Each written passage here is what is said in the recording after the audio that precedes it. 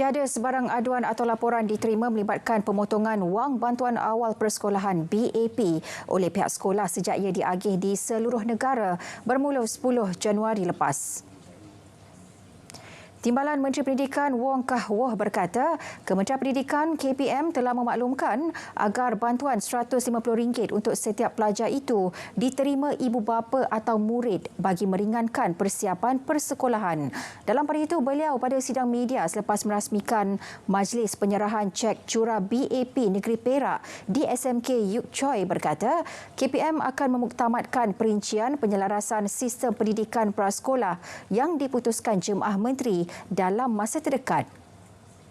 Dan bincang dalam masa yang terdekat dan memberikan maklumat yang terperinci berkenaan dengan pelaksanaannya. Tetapi adalah untuk penjelasan kepada umum bahawa apa-apa keputusan yang dibuat oleh pihak KPM melibatkan prasekolah di bawah KPM sahaja.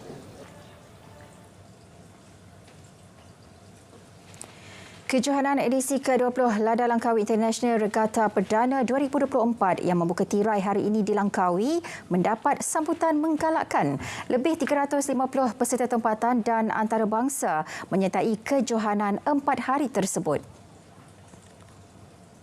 Menurut Timbalan Presiden Perahu Layar Kedah Muhammad Afendi Abdullah, kejohanan tersebut adalah yang terbesar di Asia Tenggara serta mendapat pengiktirafan kelas 3 oleh Persekutuan Pelayaran Antarabangsa.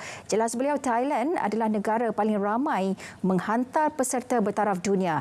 Selain itu, ia juga disertai oleh negara China, Taiwan, Korea Selatan, Indonesia, Singapura serta India. Sebanyak 10 kategori dipertandingkan, antaranya Optimis, Laser Standard, Laser Radial, Laser 4.7, International 420, International 470, RS1 dan RSX. Kejohanan berlangsung selama 4 hari bermula hari ini sehingga 4 Februari 2024 di Pusat Latihan Perahu Layar Kebangsaan Langkawi.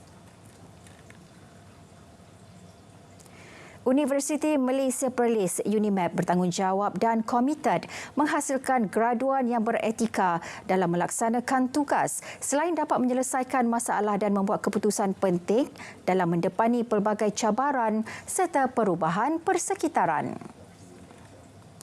Raja Muda Perlis Tuanku Said Faizuddin Putra Jamalul Lail bertitah sebagai salah sebuah universiti dalam rangkaian Malaysian Technical University Network. UNIMAP akan terus bertindak sebagai penyedia program TVET pengajian tinggi bagi meningkatkan lagi aspek pengajaran dan pembelajarannya.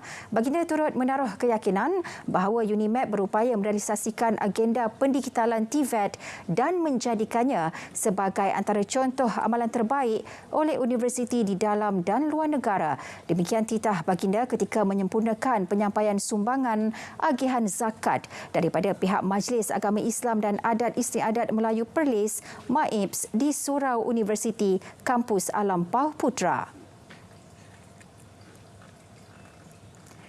Malaysia negara beriklim khatulistiwa dengan ciri panas dan lembap sepanjang tahun. Ciri khas ini membolehkan pelbagai produk pertanian diusahakan termasuk cendawan tiram yang sentiasa mendapat permintaan tinggi.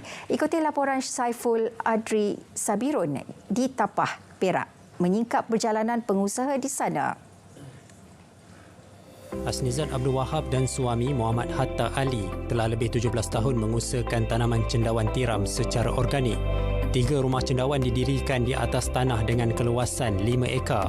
Menurut pasangan ini, kawalan kelembapan dan pencahayaan antara faktor yang membolehkan tuaian yang maksimum serta berkualiti. Di sini kita titik beratkan dari segi kebersihan lah, terutama. Kelembapan pun kita jaga juga. Dari segi cahaya, setakat ni kawasan sini memang yalah sebab dia kaki gunung. Jadi cahaya tu tak adalah panas terik sangatlah. Kalau terlalu over sangat panas, kita ada sistem pengairan di sini. Kita akan buka, dia akan menstabilkan suhu lah. Setiap proses perlu dilakukan dengan teliti, termasuk pemilihan benih cendawan. Lepas buat bongkar, kita kukus selama 8 jam untuk tujuannya bagi mematikan bakteria yang tidak baik yang terdapat dalam bahan-bahan campuran. Kemudian kita benih Lepas benih, kita peram untuk 60 hari dan barulah kita dapat menghasilkan cendawan macam ini. Campuran dedak padi, habuk kayu getah, kapur pertanian serta 70% air dalam satu adunan mampu menyediakan lebih 3,000 bongkah cendawan pada satu-satu masa. Pengeluaran itu dapat menampung permintaan dari tapah, kampa dan bidor. Selain itu, pemantauan dibuat secara berkala bagi mengelakkan sebarang jangkitan pada bongkah serta menjamin kualiti cendawan yang dihasilkan. Segar. Dia punya kelopak tu cantik, dia punya batang tu, dia punya cabang tu banyak. Dia bukannya ada yang setengah tu satu je, tapi yang ni cabang dia banyak. Hasnizat dan Hatta tidak menafikan industri ini yang ada pasang surutnya. Kunci kelangsungan perusahaan mereka mengekalkan kualiti dan tekstur termasuk aspek warna dan saiz serta tidak terlalu fokus terhadap margin pengeluaran. Industri itu perlu diteroka dengan penyelidikan yang membolehkan pelbagai produk berasaskan cendawan dihasilkan sekaligus dapat mengembangkan pasaran. Laporan Saiful Airi Sabiron, RTM.